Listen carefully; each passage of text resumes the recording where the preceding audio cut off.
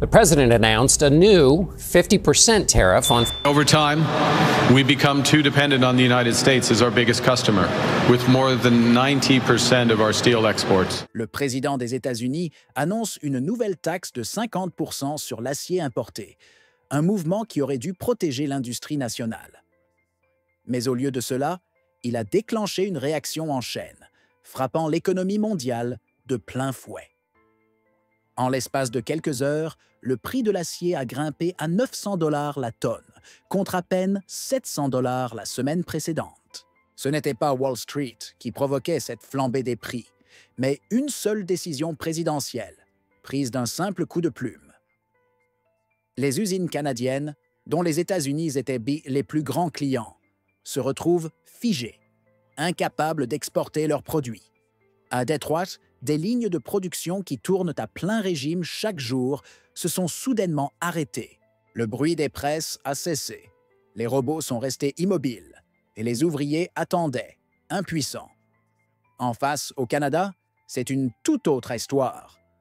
À Hamilton, les hautes fourneaux se remettent en marche, alimentant les aciéries qui se tournent désormais vers les contrats asiatiques, prêtes à combler le vide laissé par la disparition des commandes américaines.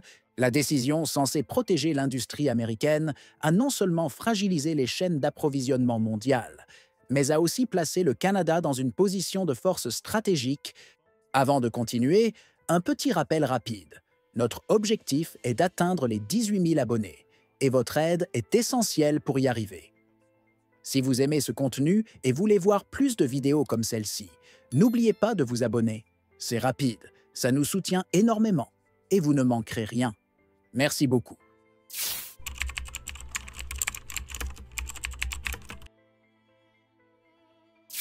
Les effets de la nouvelle taxe ne se font pas attendre. L'industrie automobile de Détroit, dépendante à 100% de l'acier canadien, commence à souffrir. Les commandes sont annulées, les chaînes de montage s'arrêtent et les ouvriers se retrouvent sans travail. Les robots de production qui, quelques heures auparavant, fonctionnaient sans relâche, sont maintenant figés. La crise de l'acier menace non seulement les usines, mais aussi l'économie locale.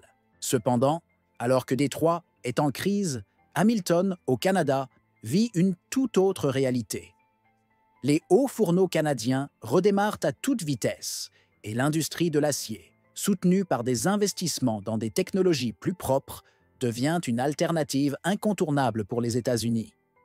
Le Canada, qui n'était jusque-là qu'un fournisseur de matières premières, commence à jouer un rôle crucial dans l'approvisionnement en acier pour l'ensemble du continent.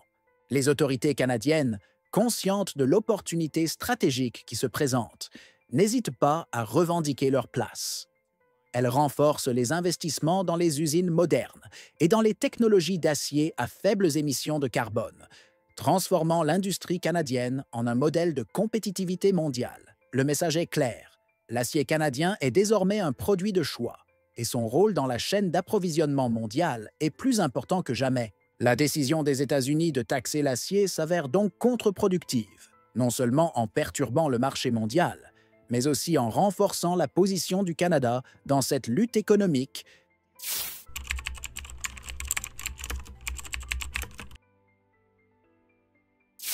En réponse à la politique américaine, le Canada ne se contente pas d'accepter la situation, mais choisit de riposter de manière stratégique.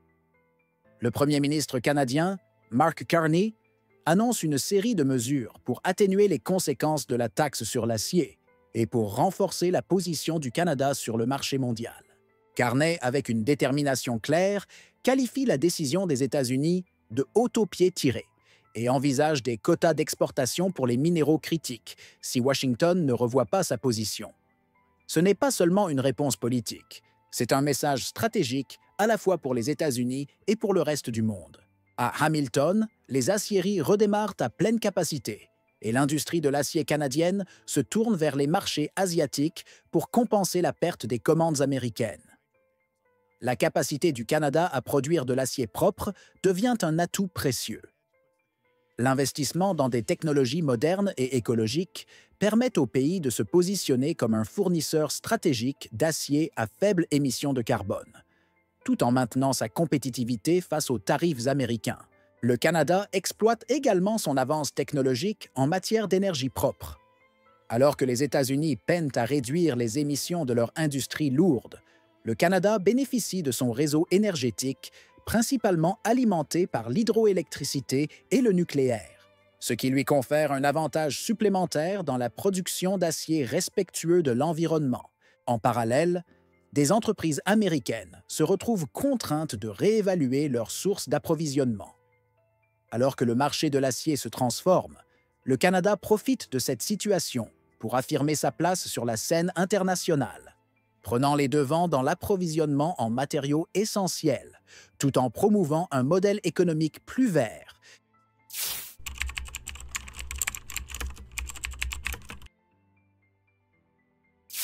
L'impact de la taxe sur l'acier ne se limite pas aux États-Unis et au Canada. Rapidement, cette mesure protectionniste a des répercussions profondes sur les marchés mondiaux. Alors que les États-Unis se trouvent de plus en plus isolés sur le marché de l'acier, d'autres pays commencent à ajuster leur stratégie économique. Le Mexique, la Chine et d'autres producteurs d'acier se saisissent de cette occasion pour augmenter leur part de marché. Les exportateurs européens, notamment, voient une opportunité de se positionner comme des fournisseurs de choix, offrant des produits à des prix compétitifs, tout en réduisant l'impact environnemental de leur production. Les tarifs américains provoquent ainsi une redistribution des flux commerciaux mondiaux, avec des conséquences imprévues pour l'économie mondiale. Les effets de cette réorientation commerciale sont immédiatement visibles sur les marchés boursiers. Le secteur de l'acier subit des fluctuations importantes, avec une incertitude croissante parmi les investisseurs. Les actions des grandes entreprises de fabrication d'acier connaissent des baisses de valeur, tandis que celles des entreprises canadiennes et européennes, mieux placées pour s'adapter à la nouvelle situation, voient leurs actions grimper. En Europe, la mise en place de mécanismes pour mesurer les émissions de carbone dans les produits importés se profile. L'Europe prévoit de mettre en place un mécanisme de frontière carbone, CBAM, en 2026. Et le Canada, avec ses technologies de production d'acier plus propres, se positionne déjà pour tirer parti de cette nouvelle réglementation. Cela permet au pays de rester compétitif sur le marché européen tout en soutenant des industries plus écologiques.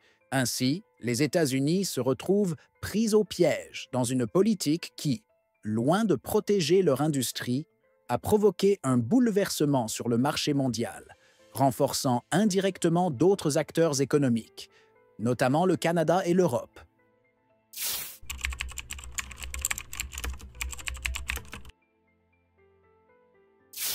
La politique des États-Unis a non seulement provoqué une crise immédiate sur le marché de l'acier, mais elle a également accéléré une transition fondamentale dans l'industrie mondiale de l'acier, la production d'acier à faible émission de carbone. Alors que les États-Unis continuent de dépendre de leur infrastructure d'acier vieillissante et polluante, le Canada se positionne en leader mondial de la production d'acier propre et durable. Le gouvernement canadien, anticipant la mise en place du mécanisme de frontière carbone, CBM, en Europe, décide d'investir massivement dans la modernisation de ses aciéries. Le Canada choisit d'électrifier sa production d'acier, remplaçant les vieux hauts fourneaux à charbon par des technologies à arc électrique et même des procédés utilisant l'hydrogène, une avancée majeure en matière de durabilité. Ces investissements placent le Canada en position favorable pour répondre aux futures demandes d'acier à faible empreinte carbone de la part de l'Union européenne, qui impose des taxes sur les produits à forte émission de carbone. À Hamilton, l'aciérie la plus importante du pays, ArcelorMittal Dofasco, commence les travaux d'une nouvelle unité de réduction directe de fer, qui fournira des fourneaux à arc électrique, réduisant ainsi de manière significative les émissions de CO2. Cette transformation permet au Canada de répondre à une demande mondiale croissante pour de l'acier propre, tout en augmentant sa compétitivité face aux États-Unis, dont l'industrie reste largement dépendante des énergies fossiles. En parallèle, le marché mondial commence à se redéfinir. Les entreprises américaines, prises au piège dans leurs méthodes de production traditionnelles et polluantes, sont confrontées à des coûts de production de plus en plus élevés, les tarifs douaniers augmentent, tandis que les alternatives écologiques, notamment en provenance du Canada et de l'Europe, prennent de l'ampleur. Ainsi, la crise initiée par les États-Unis a indirectement favorisé l'émergence d'une nouvelle ère dans l'industrie de l'acier. Le Canada, avec ses investissements dans l'acier propre, devient un modèle à suivre et un acteur clé sur le marché mondial.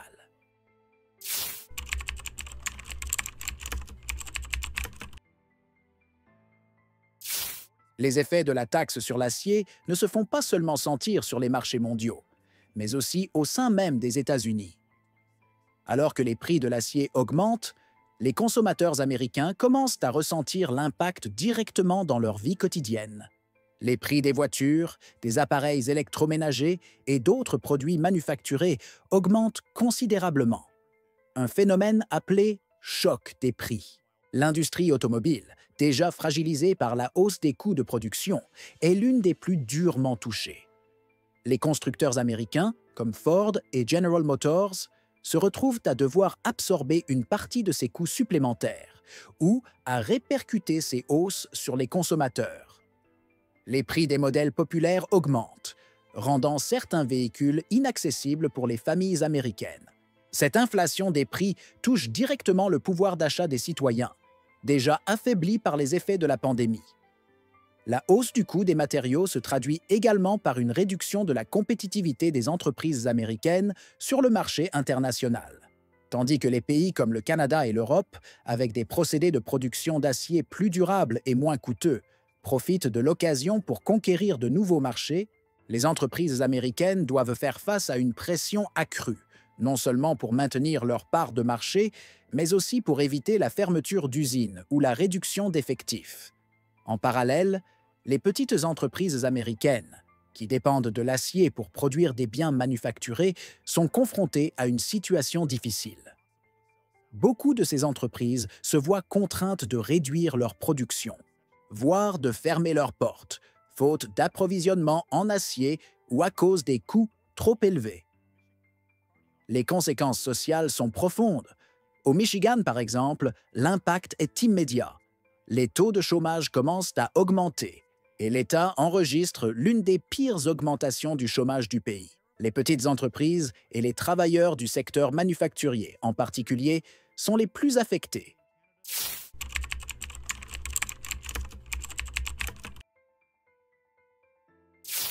La situation devient de plus en plus tendue à mesure que les conséquences de la politique tarifaire des États-Unis continuent de se déployer. Alors que l'industrie automobile et d'autres secteurs cruciaux sont confrontés à des hausses de coûts, le monde entier observe les États-Unis, attendant de voir si le pays va maintenir sa position protectionniste ou réévaluer sa stratégie. L'enjeu est désormais global. La position des États-Unis sur le marché de l'acier pourrait bien redéfinir le commerce mondial dans les années à venir. L'Union européenne, de son côté, se prépare à mettre en place son mécanisme d'ajustement carbone aux frontières, CBM, en 2026. Cela signifie que tous les produits importés contenant des émissions de carbone plus élevées que la moyenne européenne seront soumis à une taxe supplémentaire. Le Canada, avec son modèle de production d'acier plus vert, se positionne comme le fournisseur privilégié pour l'Europe, prêt à profiter de cette nouvelle politique. Alors que les États-Unis se battent contre leur propre politique tarifaire, le Canada saisit l'opportunité pour renforcer sa place sur le marché mondial de l'acier. La question cruciale qui se pose maintenant à Washington est la suivante. Les États-Unis vont-ils abroger ou réviser cette taxe sur l'acier? Ou continueront-ils à jouer une partie de plus en plus risquée sur le marché international? Le président américain devra prendre une décision difficile, confronté à des pressions internes croissantes et à une concurrence internationale renforcée. La réponse à cette question pourrait bien déterminer l'avenir du commerce mondial de l'acier et influencer les stratégies économiques des prochaines décennies. La taxe sur l'acier, au lieu de protéger les emplois américains, a exacerbé les fractures économiques et créé de nouvelles lignes de fracture dans le commerce international. Le Canada, avec son modèle de production plus propre et ses investissements dans la modernisation de ses usines, semble prêt à prendre les devants. Mais les États-Unis, toujours confrontés à des défis économiques internes, devront-ils revoir leur stratégie avant qu'il ne soit trop tard ?